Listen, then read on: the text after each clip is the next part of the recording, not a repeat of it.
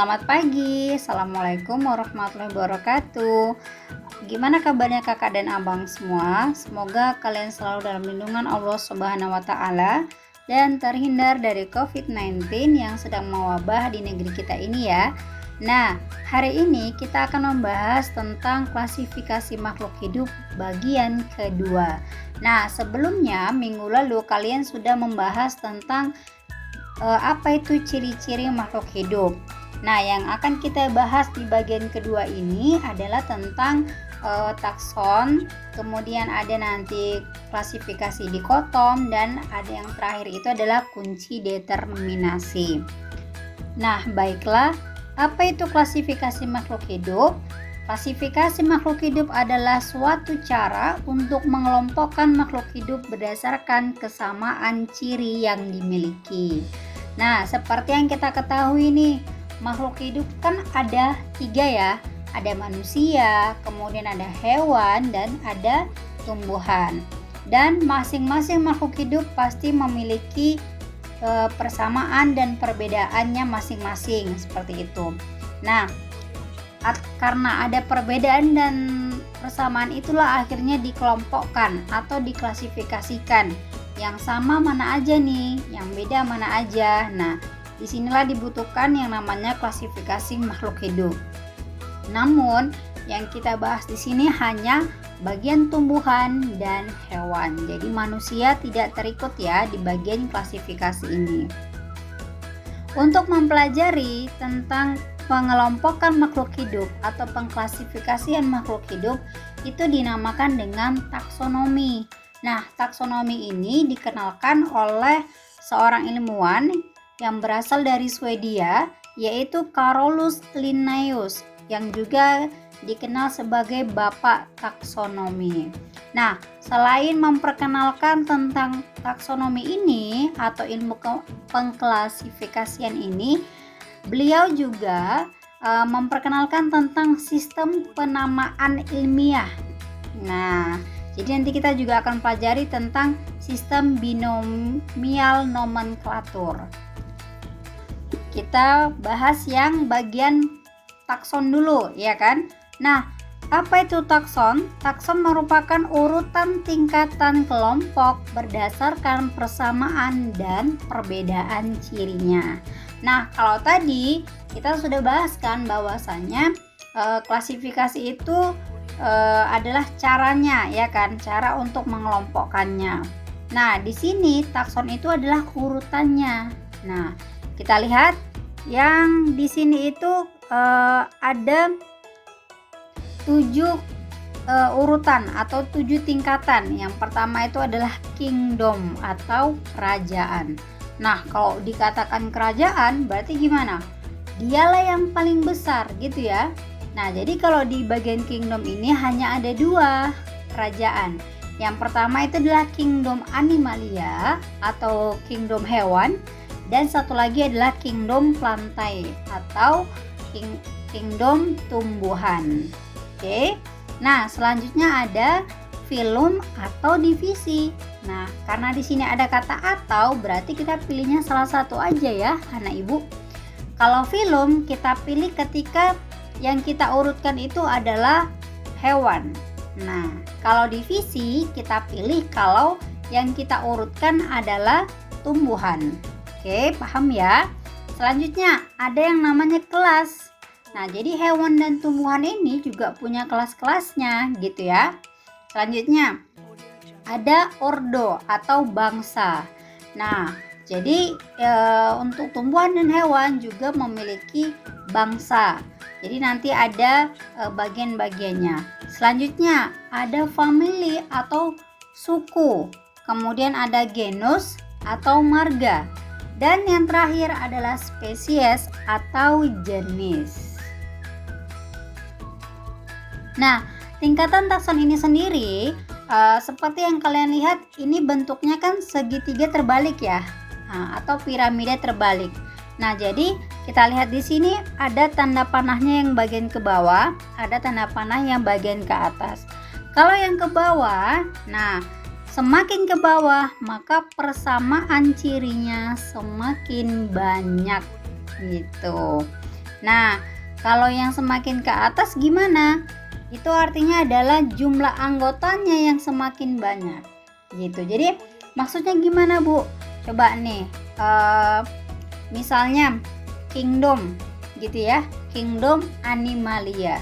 Nah, kingdom Animalia ini kan letaknya di bagian atas ya, anak ibu. Kalau semakin ke atas, katanya jumlah anggotanya semakin banyak. Nah, di bagian kingdom Animalia, kingdom hewan.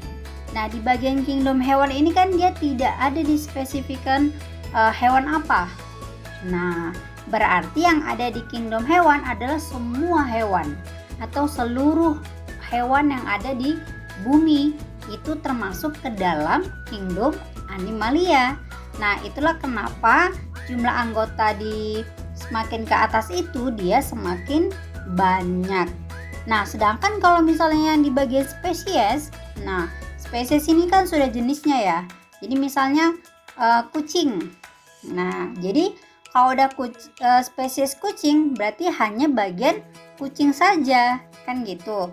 Berarti di bagian harimau tidak termasuk, kemudian singa juga tidak termasuk ke dalam spesies gitu.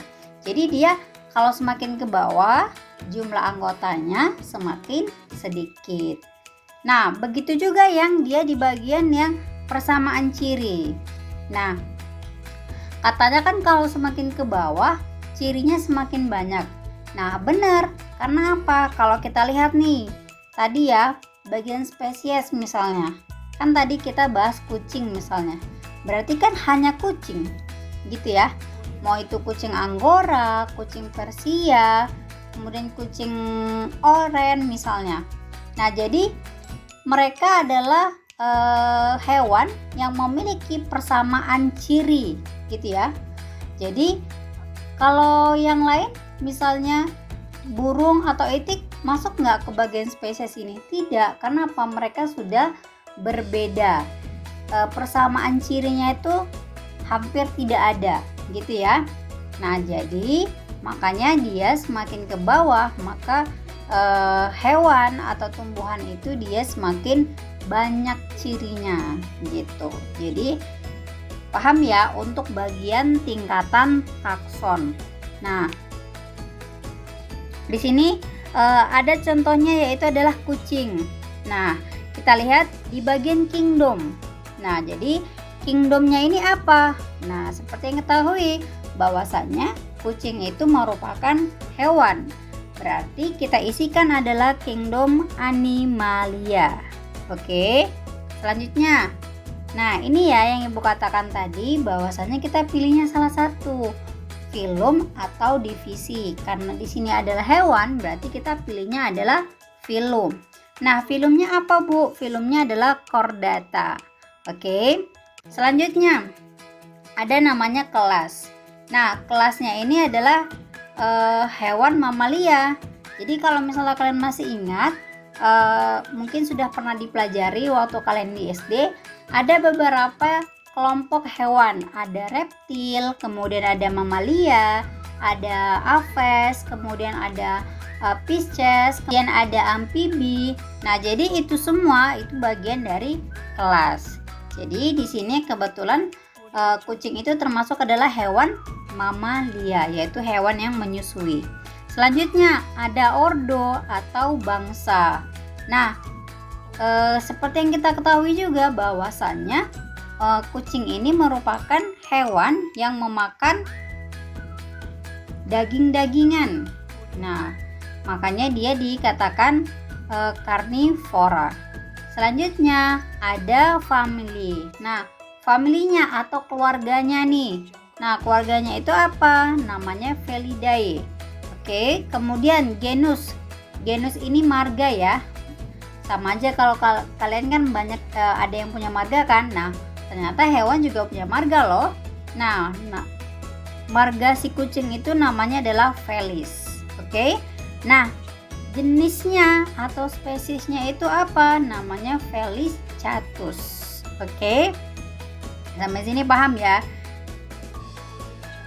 Jadi nanti kalau misalnya tumbuhan gimana, Bu? Berarti nanti kalau tumbuhan kingdomnya adalah Plantae gitu ya. Kemudian untuk yang tingkatan yang ke bawahnya lagi nanti bisa dilihat di bukunya. Oke, nah kita masuk ke bagian sistem binomial nomenklatur.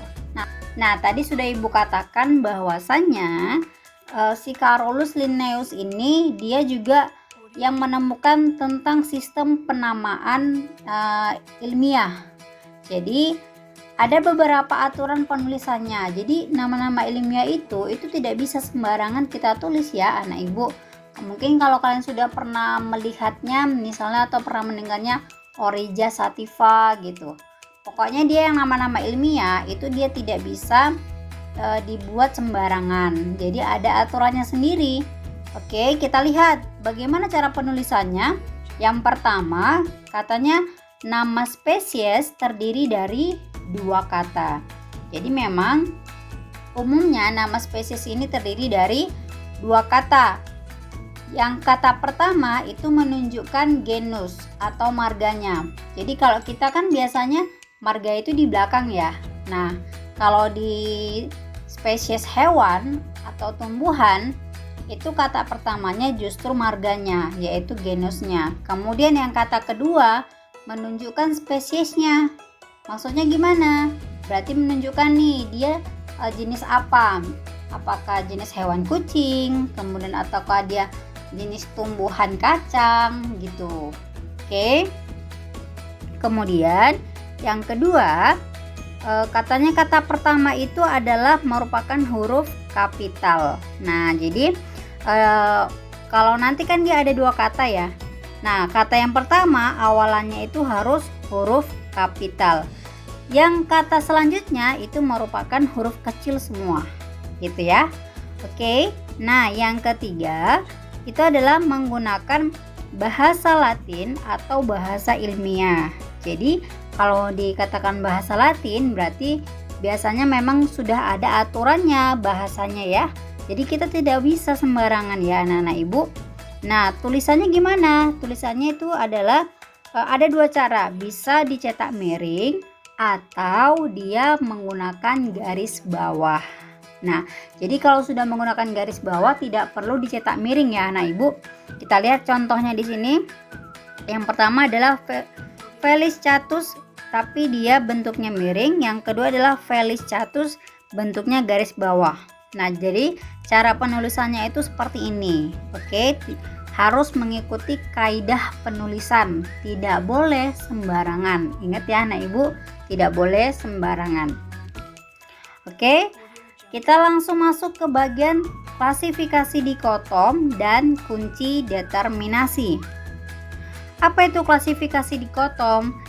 Klasifikasi ini merupakan cara mengelompokkan makhluk hidup di mana berisi keterangan yang disusun berpasangan dan menunjukkan ciri yang berlawanan. Nah, jadi kalau tadi kan dia klasifikasinya berdasarkan tingkatan takson, ya kan? Ada kingdom, ada filum atau divisi, kemudian ada kelas dan sampai ke spesies. Nah, kalau klasifikasi dikotom ini dia langsung aja tuh berdasarkan cirinya. Nah, contohnya misalnya kalau tumbuhan kan ada tuh yang dia berbunga dan ada juga yang tidak berbunga. Jadi biasanya memang kalau yang dia klasifikasi dikotom ini langsung aja dia ada cirinya gitu ya. Biasanya dia ada 2, yang ciri yang sama dan ciri yang berlawanan gitu. Yang berlawanan berarti yang tadi misalnya ada yang berbunga, berarti ada yang tidak berbunga. Nah gitu. Oke, selanjutnya fungsinya. Apa sih fungsinya gitu ya? Kenapa harus diklasifikasikan seperti ini? Ternyata fungsinya adalah agar lebih mudah dikenal, kemudian bisa juga kita bandingkan dan juga lebih mudah untuk kita pelajari. Jadi memang dengan sistem klasifikasi dikotom ini memudahkan kita untuk mempelajarinya dibandingkan kalau kita harus pelajari satu-satu dulu semua. Kan agak banyak ya. Nah, jadi klasifikasi dikotom ini dia agak berbeda. Kalau tadi kan yang takson langsung aja tuh ya kan, secara tingkatan-tingkatannya. Nah, kalau ada klasifikasi dikotom, dia berdasarkan diagram. Oke. Nah, kita lanjut ke bagian contoh klasifikasi dikotom dan kunci determinasi. Di sini Ibu buat contohnya adalah ada 4 tumbuhan ya anak Ibu, yaitu yang gambar A itu adalah kacang, kemudian gambar B adalah jagung, kemudian gambar C adalah padi, dan gambar D adalah rumput. Nah, dari keempat tumbuhan ini kita akan membuat pengklasifikasian atau pengelompokan. Kira-kira mana nih yang memiliki persamaan, kemudian mana juga yang memiliki perbedaan. Oke.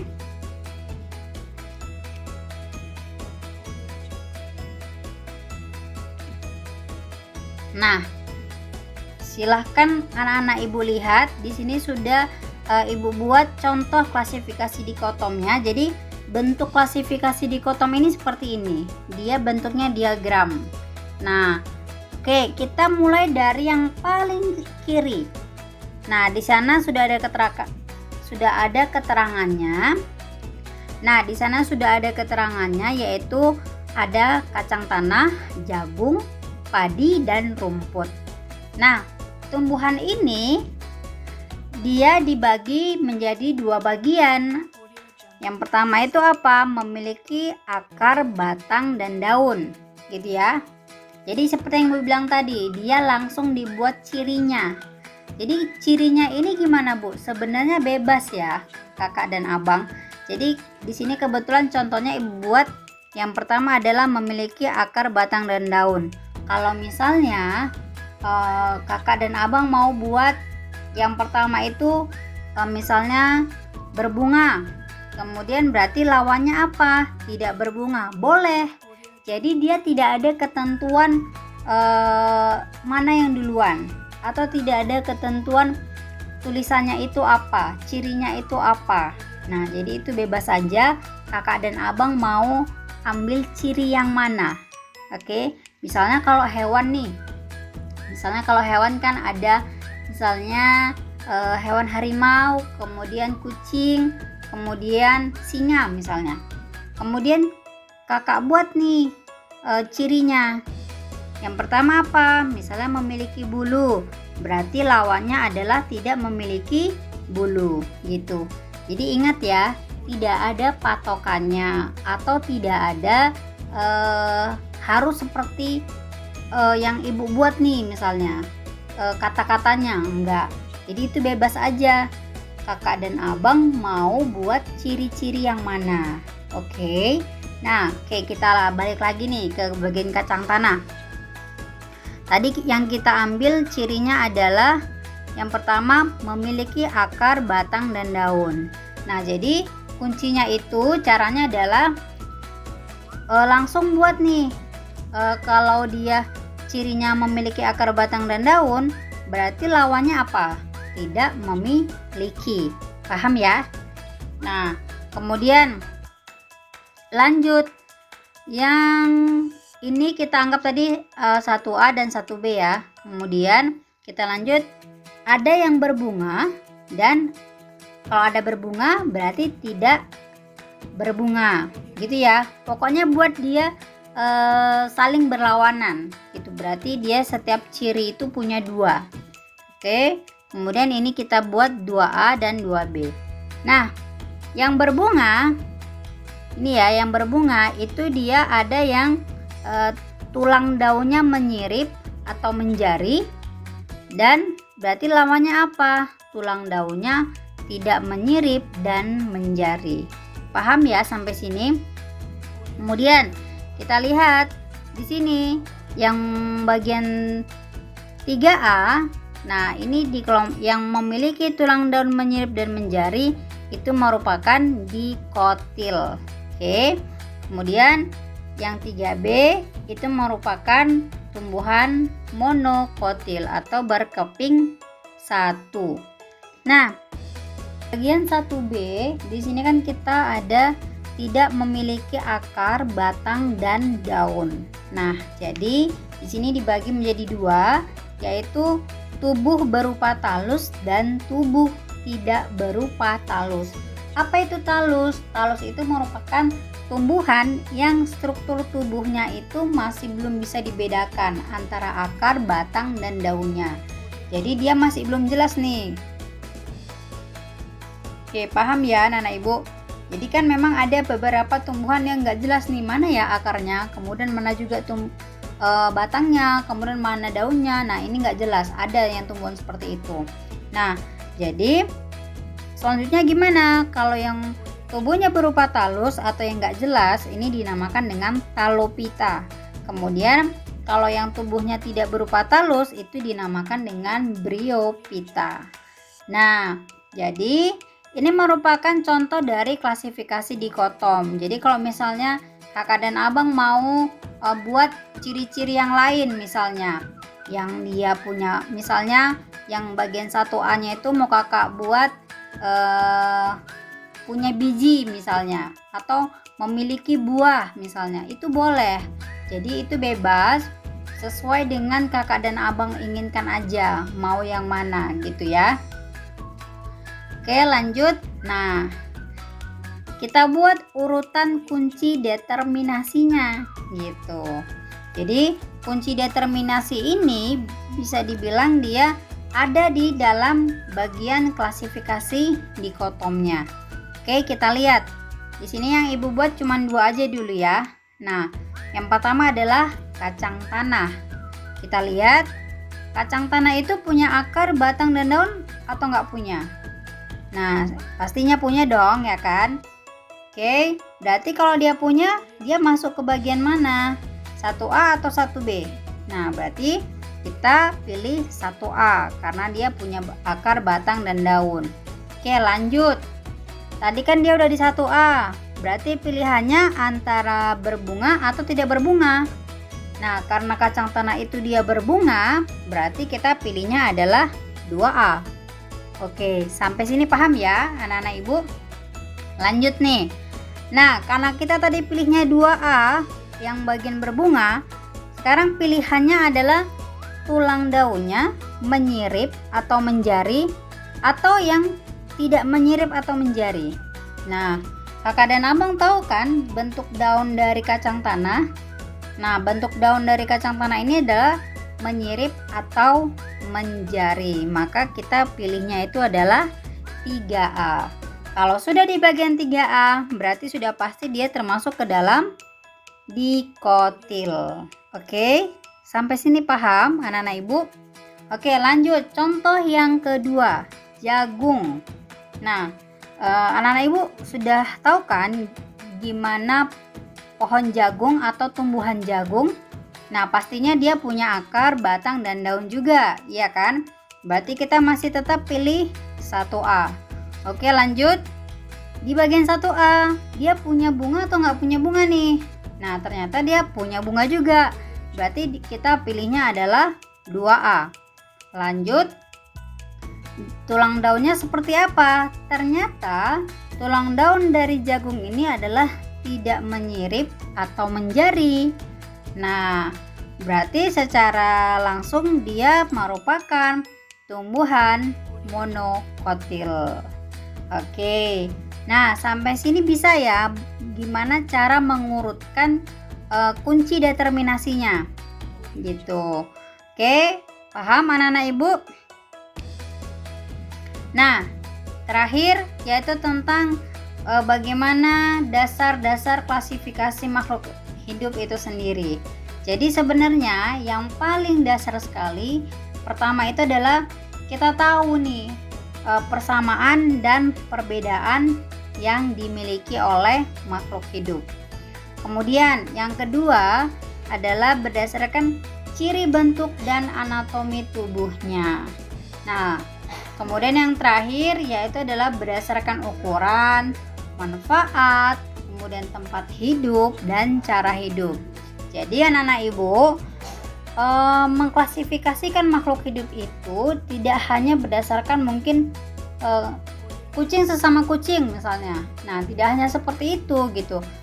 Jadi bisa jadi memang cirinya sama misalnya, atau mungkin bentuk tubuhnya sama gitu. Mungkin sama-sama punya kaki 4 gitu ya, atau mungkin sama-sama bisa terbang.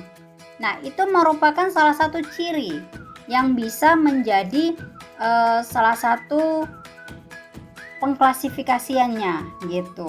Nah, tadi misalnya berdasarkan ukuran. Nah, ternyata bisa kita klasifikasikan atau kelompokkan berdasarkan ukurannya. Mungkin kelompok hewan terkecil misalnya, hewan-hewan yang bentuknya kecil-kecil, atau mungkin bisa juga berdasarkan manfaatnya.